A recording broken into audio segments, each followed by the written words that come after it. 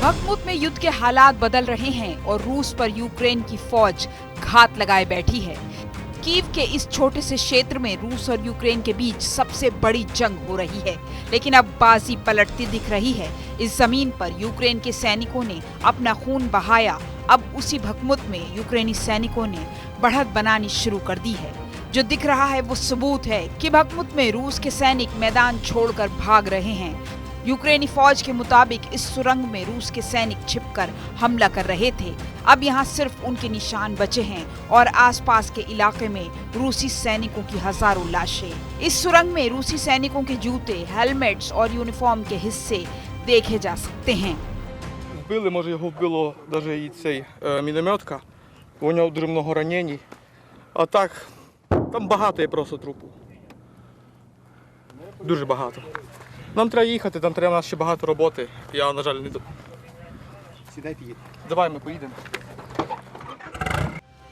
ये तस्वीरें बखमुत की हैं, जहां वैगनार लड़ाकों की बारूद उगलने वाली मशीन को यूक्रेनी फोर्स ने तबाह कर दिया और वो रूसी सैनिकों की तलाश में गश्त लगा रहे हैं।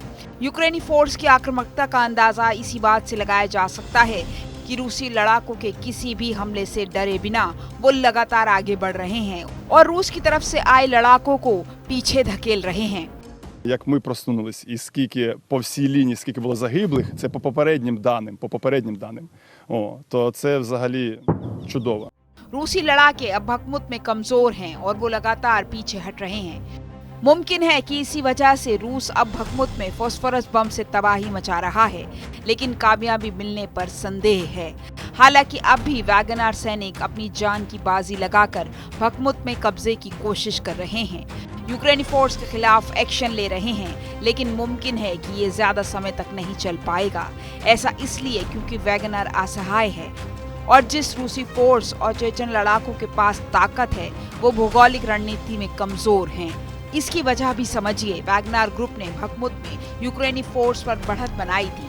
बाद में वैगनार लड़ाके लगातार हथियार और एम्युनिशन की कमी से जूझते रहे। रशियन डिफेंस ने वैगनार लड़ाकों के लिए हथियार देने में देरी की।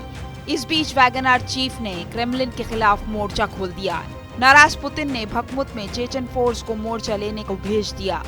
रशियन डिफेंस से मिले हथियारों पर चेचन फोर्स ने कब्जा कर लिया। इसीलिए कुछ पोस्ट को छोड़कर वैगनार लड़ाके मोर्चे से पीछे हट गए हैं। नतीजतन चेचन लड़ाके मोर्चे पर डटे हैं और उन पर यूक्रेनी फोर्स भारी पड़ती नजर आ रही है, जिसका प्रमाण है कि अब बखमुत में 2 रूसी कमांडर मारे जा चुके हैं।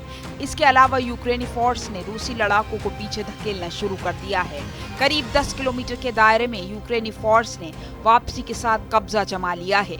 वहीं रूसी लड़ाके जिस पोस्ट पर तैनात थे वहां से 2 किलोमीटर तक पीछे हट चुके हैं और अगर स्थिति नहीं बदली तो फिर बखमुत पर रूसी लड़ाकों पर संकट मंडराना तय है, जिसे खुद वैगनार चीफ भी मानते हैं। यानी ये कि मॉस्को के खिलाफ एक तरह की चेतावनी है और स्थिति क्या है इसका खुलासा भी। लेकिन एक खबर ये भी है, क्रेमलिन ने इस रुख की वजह प्रोगजिन की दगाबाजी है। दावे के तहत प्रोगजिन पर रूसी अफसरों की लोकेशन देने का शक है और इसका मतलब साफ है कि बखमुत में फिर से खूनी कहर बरपाने वाला है।